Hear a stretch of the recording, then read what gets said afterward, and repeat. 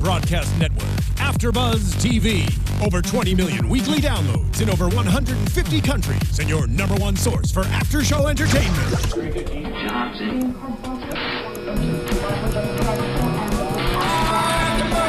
AFTERBUZZ TV, the destination for TV superfans, producing aftershows for over 300 of your favorite TV shows, interviewing celebrities and showrunners, and bringing you behind-the-scenes exclusives. All thanks to E! Entertainment's Maria Menounos, producer Kevin Undergaro, and internet leader Akamai.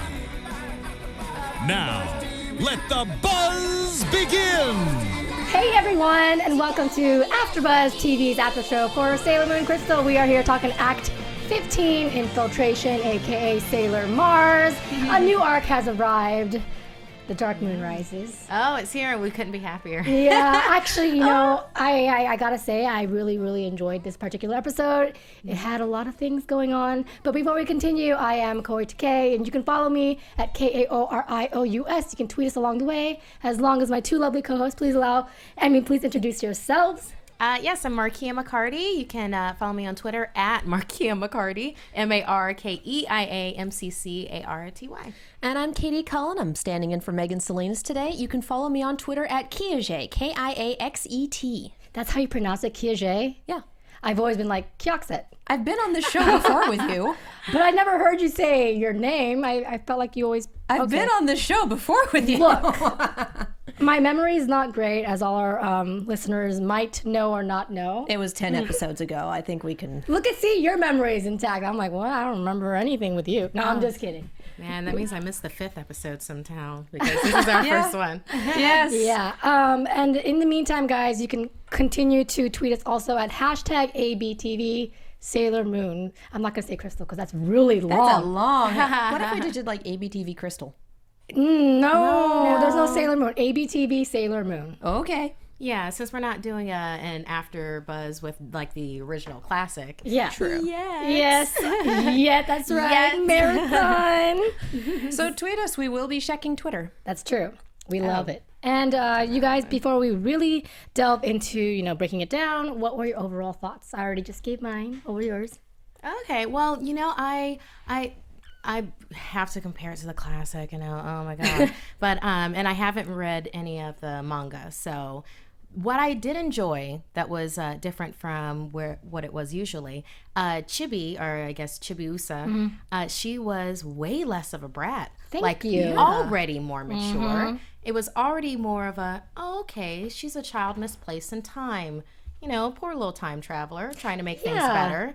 Even with like the whole gun thing, which that was interesting. They kept it, but they kept it. It was actually really funny this time around, right? Yeah. Up into the flowers and the fainting.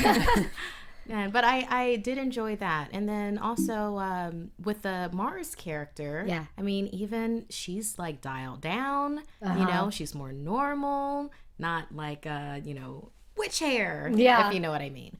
So I did enjoy it. It was just a mellowing all the way around, but it made it more palatable. I agree. Yeah. I agree. So you? I liked it right up until the end, and then I was really disappointed with the last 3.5 minutes of this episode. So unfortunately, that's what I took away. Oh, come on. Being disappointed. So I adore Sailor Mars, and I really think they shafted her on this one. So you're the type of person that doesn't look at intentions, you just look at the end.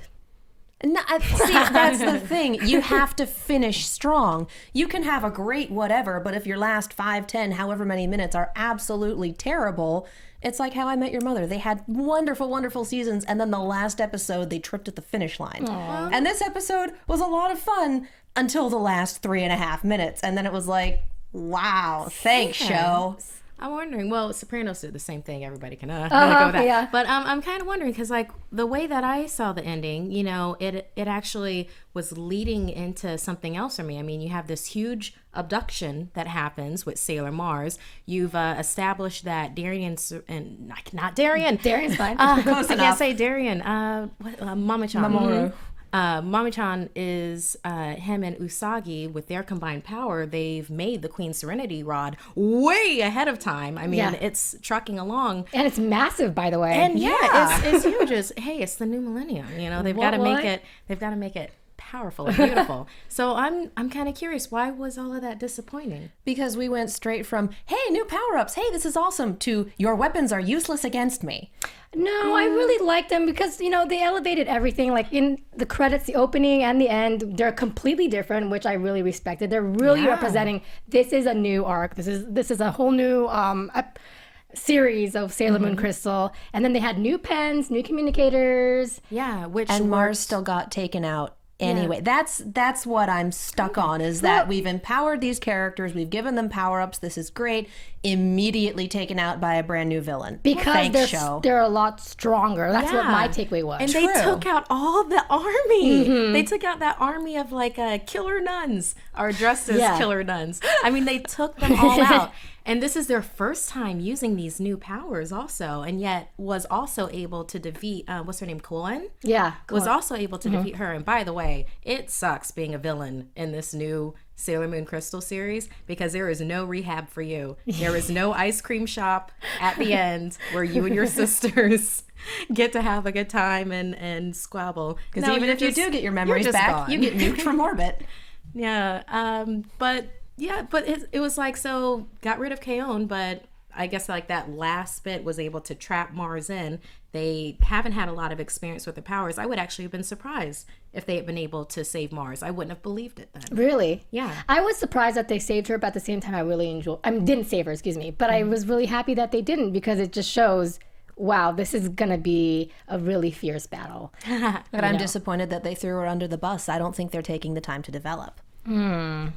Well, we'll see, because I think Mercury is going to have some trouble with that in the next act, right? Because that's exactly what it's called. Yeah. Oh. So it's like, everyone of them is going to get stolen away. But let's first talk about our little girl, Chibiusa, who is welcome into the family. And obviously you and I have talked about how we had like a little fear that she was going to be bratty and annoying. But she wasn't too bad. Yeah. They actually put her in a better light, like you mentioned. And there's a really cute scenes, and she automatically connects with Mamo-chan, obviously. Yeah, she's daddy's little girl. Yeah. And I also like that she hypnotizes Usagi's family. With an umbrella. Yeah. That was just wonderful. And then Luna goes and saves only Mamo-chan and Usagi, which I thought was really cute. Yeah, well, the others are civilians. They're the important people. Everyone else... But poor Usagi, she's like, who is this girl who almost shot me with flowers? You know? And knows about my super secret power that everyone else seems to know about too. Well, does she know? And I think she finds out at the end. She finds out because she watches them do a transformation. But she already knew about the crystal. Well, she knew about the crystal because she also has one. Yeah. But she was not sure that Usagi has it at the beginning. She's like suspicious, but she doesn't. She's like, I'm going to keep an eye on you guys. Because she didn't know. You definitely don't want to be suspicious around Chibi then if she's running around with a gun that looks real. Yeah. And then Luna's suspicious because she sees that Chibiusa has the gun. I mean, not the gun. The legendary silver crystal. Yeah, and the key. Yeah, and the key. So it's like, okay, we just have to keep an eye on her. And I really liked the little dynamic. It's just another like tip of the hat to the Luna and Usagi like relationship where Usagi was like, no, we have to go and check her out. She's like, wait, trust me on this. Okay, Luna. Yeah. So it's like I like that. I like those little moments where you know that backstory and it just shows itself in a line. So I do enjoy that. I do want to. Go ahead.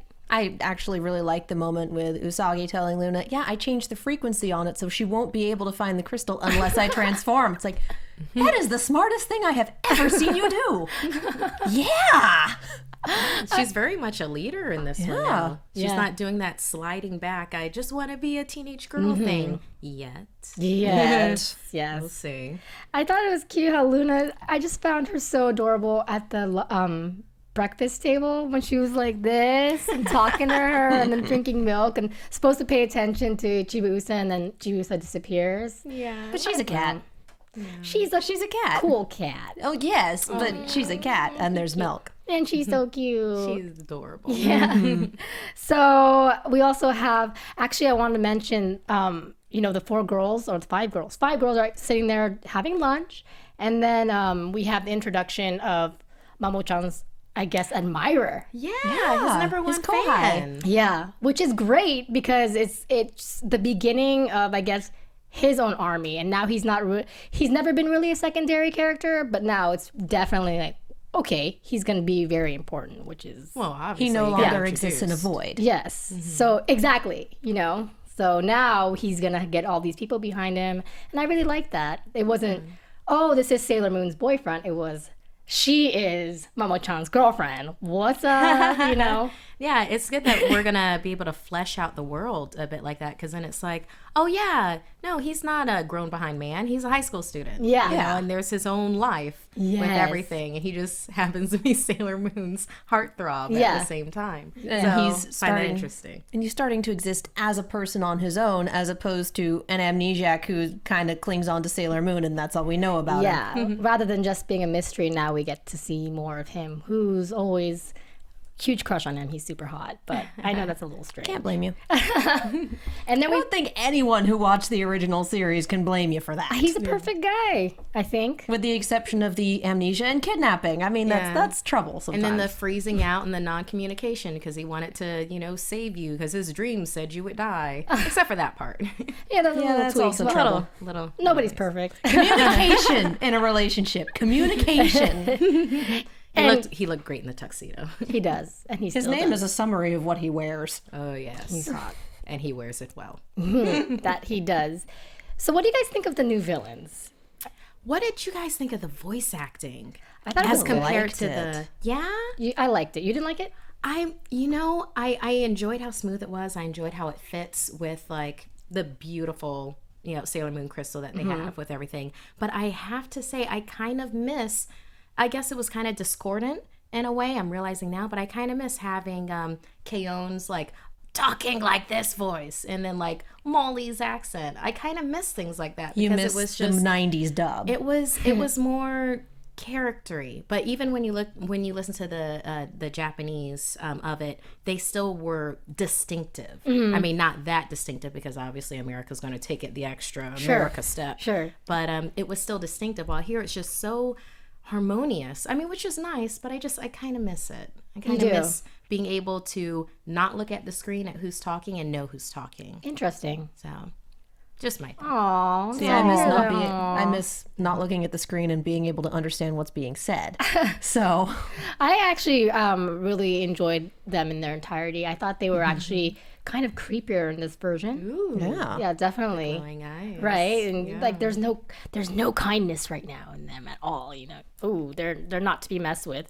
But they are also after that legendary silver crystal. So I guess now we've got Chibiusa as well as them looking for that crystal. Everybody wants a crystal. Everyone wants a piece. And she just wears the MacGuffin and carries it around with her. so what do you guys think of Kwan actually just kind of quickly dying? I hate to say that, but that is what happened. That's what this series does. Are we done with the villain? Boom. Because like she came out actually initially super powerful, and she was kind of like the parallel of Sailor Mars, right? Yeah, and that's what they're doing with it. I mean, like Amy is the parallel of, I don't know what her name's going to be in this, but ice blue goddess with the braid. She's pretty. Oh, she's gorgeous. I always loved her in the classic. So, but yeah, she's supposed to match up with her. Then they've got the Jupiter matchup with the strong woman, and then the last one would have been Venus's. What was her thing? I don't remember. Yeah, I don't I don't See? remember. her Memory. thing. Ooh, well, it was like months ago, guys. Yeah. Yeah, It's been a while. Yes, it totally weeks. But yeah, I guess you could take it from the mindset of, we just had it established that, Queen Serenity's rod has appeared. It's supposed to be super powerful. So maybe that kind of balances it out, where Cohen is just dust. Yeah. I would have preferred. Can I just say it? Yeah, I of would have preferred, course. Do I would the have thing. preferred it with the classic where she actually healed people. As opposed to vaporizing them. Yeah. I mean, unless it was some baddie built out of mud Yeah. or some doll's plaything. Yeah. Then it was, I'm free and clear, I'm cleansed, and they were naked, but and twisting into Sensor the bars. beautiful, glowing light. And now it's, hey, scorch mark. So dead. You are Yeah. super dead. It's kind of quick. This series is fond of nuking people from orbit. They just is. The thing with the series is they speed up the process. They have streamlined. They have a goal. Yeah. And they are getting to it. Actually, in a very beautiful way. It's just... I feel like that's an issue. I mean, it's so fast because you think about we only get 2 episodes and they're only 20 minutes long every month. And they're trying to fill in 1 year 2 different arcs. So it's very squeezing ambitious. I was about to say shit. Ish. Stuff. It's very ambitious. It is is. what it is. Because like we've already got previously they were the Doom and Gloom sisters, the Spectre sisters. Now we've got them, so that means next story arc up is what the twins and the Doom Tree. Yeah. Right? Oh, the Doom Tree. Yeah. Yeah. Oh, so and then you get into the whole bad guy thing with that. And I don't know. It's trucking along. I think for how much time they're and how much they're putting in the information, I think they're doing a great job. And I gotta hand it to them, even though it's not, I guess, for a lot of people, not as fulfilling as the classics. I feel like the animation itself and just everything is something that I can appreciate a lot. I know you're not I feeling. have to dissent. The animation is, I can take it or leave it because it's beautiful, but the lack of anatomy drives me straight up the wall and back down again. But I think that's something that's never going to change. The issue that I'm having with it is going very quickly, and it's sacrificing building characterization for it. We had filler forever in the 90s anime. We really did. But it was episodes about, this is the one where Amy learns that not every problem can be solved with research, and this is the one where this person learns that you can't judge people by their appearance, and da-da-da-da-da. But it was focusing on individual characters. You got to learn about them, you got to care, so that when things really did start to go down at the season finale, you cared. And when they started dying, you really cared. 6th grade Katie was a little traumatized by that ending, but 6th grade Katie remembers it. Whereas this one was just like intro. You're supposed to care about these people because star-crossed lovers in past lives. Go. Oh no, people are dying. Do you feel bad? You should feel bad. I don't know who these people are as characters. I really don't. I think I'm invested, but I'm not sure if it's because, I'm familiar with the classics, but the series counts on you being familiar with the classics. I don't think it can stand on its own. Well, I think every remake does that. I mean, Yeah. every single remake ever goes on the coattails of the classic. I mean, that's how it exists. I think- Remakes, reboots. They assume that you've seen the new one, and if you haven't, you know everything about it because everybody that you know has seen the original. So I think it was Yeah. kind of made for people at our age, just wanting to reminisce, and it's so much with a twist because it's so much closer to the manga story. So I think it's made for people to kind of sit there and have those attachments to Sailor Moon. I'm it feels just like disappointed. it's made for the fans, and then those fans get more people to watch. And Yeah. they're like kind of it's not a perfect system, but it's working. I mean, It we is. have a show about it. We have people on Twitter that are hopefully tweeting about things. I couldn't find the hashtag. I was like, oh my god. Yeah, it's hashtag ABTV Sailor Moon. So Okay. I have to be the dissenting voice. I'm disappointed that we're not taking the time to get to know people. but I feel like we are, for what it's worth, considering like the crunch time. So I mean, Yeah. Yeah. I admit it would be nice to have at least one episode per Guardian Scout. One episode per Sailor Scout, to be able to have some more of their backstory or have like a character from their lives. Yes. Like we just saw with, don't call Mamoru. him Darien. Mama-chan. yeah. Like we just had with him. So it'd be nice to have that. It takes a couple of lines a paragraph. But the only problem with it, we know that this guy that just got introduced, he's going to be something later on. We're going to see him again. But if we see somebody introduced from their other lives, they're just kind of going to disappear. yeah. So I'd rather not have that kind of filler. I'd rather have it mean something. While the way that they're doing it, anything that happens, I know means something. So that might be a plus. Yeah. Yeah. Okay.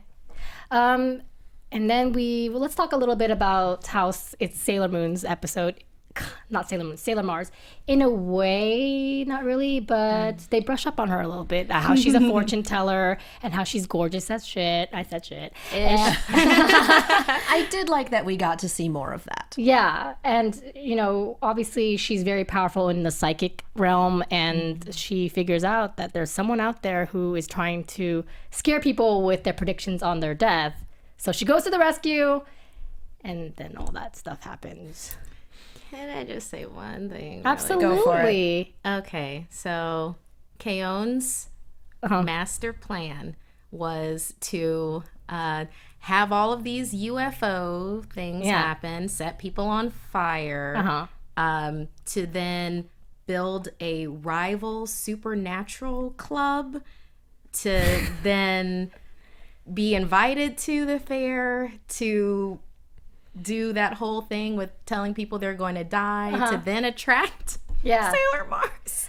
I feel like she may have just brainwashed people along the way, but I really don't understand why you'd go around setting people on fire, aside from, I can! Flames for everyone! It was just like, wow, that was really involved to get her to, That was needlessly complicated. I'm glad she didn't explain the plan ahead of time. Like in the classics, they would like explain, be like, I've got this because I'm going to do this. Yeah. I'll turn him into a flea, a harmless little flea. Then I'll put that flea in a box. It's that sort of plan. You're not a fan of her particular plan. Well, I think that she could have kept it simpler. Yeah. Simpler would have been better. But I do actually kind of appreciate I don't know. It was nice for them to say, okay, the audience is smart enough for us not to explain anything. They're going to get exactly what we're doing, which it totally got. I just didn't know why. Why that route? I mean, because she never established that she knew that she was in high school or that she was a fortune teller. Yeah. Just that there was a powerful force near the silver crystal, and it turned out to be Ray. Okay. Or wait, Ray's still her name. Yeah. And it turned out to be Ray. So I don't know, just like one or two more lines. That's all I really wanted to like make that connection. Okay. So then I can kind of believe this plan that evil villains just do. Dumb things. You'll do sharks with laser beams on their heads before you'll do a gun. I didn't have a problem with it because I think there's like a kind of campiness to Sailor Moon Crystal that it just totally didn't bother me at all that her plot wasn't the best of ideas. But I thought it was cool. I'm kind of shocked that she died so quick. Yeah, that's the one thing. She's because I was under the impression that all these villains were super strong, and then she dies, but then they take away Sailor Mars instead of killing her off too. I mean, obviously there's a reason behind this and all that stuff, but how is she not dead? Sailor Mars? Everyone else caught on fire and died. How is she still... maybe because she's a fire, so she's protected. Like she's like the epitome of the fire sign. So see, look, we believe in Sailor Moon. Yeah. So like they'll trap Jupiter in lightning, and they'll trap possibly Mercury and ice. Yeah, and Venus and what? Yes, love in a lovely chain. Rose petals. What you guys? No, that would be Tuxedo Mask. What do you guys think of all the new attacks and this new Moon Princess Halation? What do you guys think of that? Did you like it? Terrible name, but I love the new attacks. All of their new attacks are pretty cool. They're like, oh my gosh, we're doing all these new attacks. We're so much stronger. That was cool. What was it? Mandala? Flaming Mandala. Yeah, that was pretty cool. Yeah. And again, that's why I was disappointed to see it fail immediately. I love that fire She did thing. an area of effect spell that, with the Mandala. I'm all flustered now. She wiped out multiple the army. fireballs, she wiped did. out She part of the army, wiped out- and then got taken out in the same like turn. She wiped out like 7 bad guys with one attack. That is like Dragon Ball Z territory. Yeah, and that is so big. And to be fair, if Kwon didn't defeat her with her side of the fire, then it would make her look weaker than she already did by dying. I would have liked a more pitched battle, at least. One that wasn't like immediately, nope! A little back and forth. Yeah. That would have been nice. That would have been nice. To show that, hey, you did power up. Hey, it works on more than the foot soldiers, but no. Well, you know what we should do then? We should kickstart for an extra minute for for those battles. Yeah, 25 I'll just wait minute for the fan episode. animations. Yeah. Those are usually pretty Those good. are awesome. Oh, yeah. Do you guys have anything else you want to talk about this episode before we move on? I really wanted those parfaits they were eating. I watched the episode twice, and every time that came up, I was like, man, Japan is the best looking food. Yeah. You know what's crazy about Japan is, you know, those, if you go to like a little Tokyo or something, they have all those display foods. In Japan, those foods look exactly like the displays. Oh, yeah. It's crazy. Yeah, love they open that. little themed cafes that Yeah. have all character stuff there. No, looks good. Yes. To say one thing that I really loved and that kind of touched my heart a little bit, that same scene where they were eating their parfaits and everything, and then they were like, oh, and it's like Ray's like, ha, and I like this, and then, you know, cut over to like far across the street next to the hedge, and then there's a Chibiusa. Yeah. And she's just like staring with the one eye. Watching them. No, and it was just like, oh, that's sad. Yeah. That's sad and a little bit creepy. But that's her. But it's like super, I it's like always super feel sad. like somebody's watching me. Either that or, you know, all by myself. So that kind of got me. I liked that in the episode. That's the thing about Chibiusa. You have moments where you do feel bad for her, but at least in the classics, it was overridden by how brattiness. bratty she was. You just Well, wanted and to that may have slap been her. an exaggeration of the 90s dub. Yeah. They take things to extremes, and that's just because that's what dubbing was back then. You know- she was you kinda know, for creepy in- kids. she was creepy in the Japanese ones too, like when she suddenly appeared in Usagi's bathtub. Yeah. She's like, "Give me the Sailor Moon crystal." Yeah. It's like, Sailor Get Moon out, crystal. get out, get out, get out. Yeah, exactly. So Don't do that one in this one, please. she's gonna do it with very nice animation. You know, if that happens, I'm going to think of you. That's interesting. You're gonna be thinking of Markeia when you see a bathtub. scene. hates this scene. This is hilarious. Like, no. Imagining you just going, Yeah. It's like, was she holding her breath? She slipped in behind her like a shadow. Is she a ninja? she It's like, teleports. Let's go to. All right, guys. Let's move on to some news and gossip. AfterBuzz TV News. So our good friend Dale Rutledge, who is on the panel from time to time, he sent us an email letting us know that Viz Media will release the next Sailor Moon home media installment, Season 1, Set 2, as Blu-ray DVD combo pack, and also as a standard DVD set on February 10th. So that's coming up. All right. Have you guys purchased? You already have all the classics on hand. all of it. I know. Yeah. Yeah. We have to have a party. We do. Yeah. That I would be have so all the fun. movies. It's basically just pick a theme, And then we could see those episodes. And we gotta wear like Sailor Moon suits. oh, obviously. Yeah. Gotta Roll a dice, get start at a another- random episode, go from there. Oh, that'd I be like it. so awesome. So there's that coming up for you. And also on themarysue.com, there is an article, and I only actually read a very small snippet of it. There's the graphic right here, Spider-Man meets Sailor Moon. It's a really interesting article about characters and licensing, and that's why it's talking about them both, talking about the licensing of Sailor Moon as a character versus Marvel's licensing, which, as we know, had massive issues in the 90s, focusing around Spider-Man. They still have issues. Yeah, but at least they're not about to go under anymore. Now they're just trying to bring their characters back into the fold. So Yeah. it's a lot of interesting comparisons and a lot of really good analysis. Yes. Yeah. Yeah. I mean, I was only able to peruse it a little bit, but it mainly putting it in terms that I totally recognize. It was like traction between the two.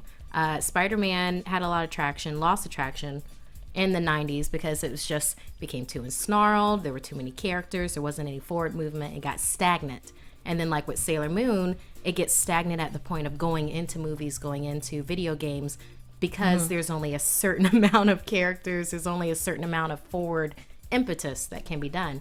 But while both of them are huge in like action figures and magazines, and that like Sailor Moon was specifically was supposed to be manga, and then it exploded into all this other stuff. It's actually a really interesting read. I didn't manage to get to read all of it, but so Well, it's 3 parts, but it's worth it. it is. And the writer is Theodore Jefferson, who also wrote a book called The Incredible Untold Story of Sailor Moon. Good title. Yeah. So, you know, it basically, I haven't read the book yet, but it just basically talks about the marketing of Sailor Moon and how it came to the U.S. and how important it was and the impact it made. So that being said, those are some pretty cool articles and stuff on Sailor Moon. Yeah. Let's keep it going. All right, I think that about wraps up our show. I mean, we could do predictions, but I will predict real quick that Sailor Mercury is on her way to abduction. Yeah. What about you guys? Kind of made that really obvious.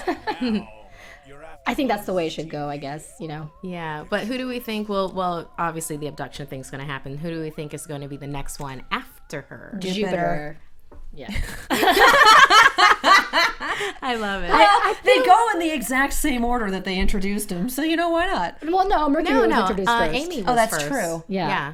Yeah, so. So I'm kind of messed that surprised one up. kind of surprised that they chose Mars. Yeah. Maybe because Cullen was the first Spectre sister in the original classic. So Well, and match it Mars up, saw him match it coming. up. Yeah. Oh, that's right. You have to get rid of the soothsayer. Yeah, you do. Yeah. She'll see everything coming. Why did she use that any other time up to now? I don't know. Plot convenience. Look at that twist. No, Bum, bum, bum. So, you guys, we won't have another show until 2 weeks from now, which always makes me sad. But in the meantime, you can continue to follow us and also tweet #ABTV Sailor Moon with questions, theories, and all that good stuff. And in the meantime, where can everyone follow you, lovely ladies? Twitter at Markeia McCarty, and I spelled it at the beginning. I'm Katie Cullen. You can find me on Twitter, Tumblr, and Instagram at Kiaxet. That's Kiaxet. I am also on the Star Wars Rebels and Arrow after shows. And if you're going to be at Gallifrey 1 this weekend, I will be there. Get yourself an ABTV ribbon. That's right. And you actually, too. I'll be performing in Doctor Who Live at Gallifrey 1. So we're performing Friday the 13th in the main room. We'll be on at 9:30. So come join. You didn't tell me that. Look Are you at- really? Look at these Doctor Who fans. Winner. Come on. Come on. Yeah. And I will not be at Gallifrey, but in the meantime, you can follow me at KAORIOUS. You can follow the whole entire team here at AfterBuzz TV. We have over 100 after shows. I'm sure there is an after show waiting for you. So listen up, comment, subscribe, and all that good stuff. And in the meantime, have a good time, and we'll catch you guys later. From executive producers Maria Menounos, Kevin Undergaro, Phil Svitek, and the entire AfterBuzz TV staff, we would like to thank you for listening to the AfterBuzz TV network. To watch or listen to other after shows and post comments or questions, be sure to visit AfterBuzzTV.com. I'm Sir Richard Wentworth, and this has been a presentation of AfterBuzz TV. See you later. Buzz. See you later. The views expressed herein are those of the hosts only and do not necessarily reflect the views of AfterBuzz TV or its owners or principals.